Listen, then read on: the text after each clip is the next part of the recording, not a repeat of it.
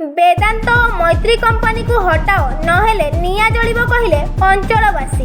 कोरापुट जिला अंतर्गत लक्ष्मीपुर ब्लॉक स्थित ओडिया पेंठ पंचायत रही सिंगाराम ग्रामवासी सह अन्यान्य ग्रामवासी माने दिनकू दिन नाही नथिबा समस्यार सम्मुखीन हेउथिबार देखिबाकू मिलिछि।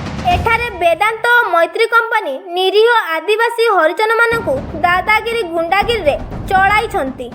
कंपनी कहिबाकू गले मारिदेबू हाणीदेबू बोली धमक देउछंती बोली ग्रामवासी अभियोग करछंती।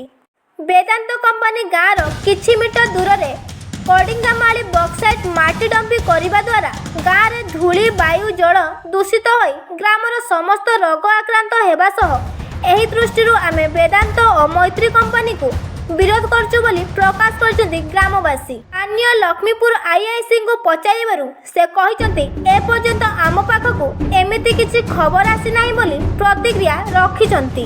एहा जदि आगामी दिन मानकरे समाधान दिगकू न जाए तेबे बड़ धरण समावेश करी मुकाबिला कराजिबो बोली स्थानीय ग्रामवासी माने उपस्थापन करछंती। कोरापुटरू तपन निहाल को रिपोर्ट अनुध्यान टीवी।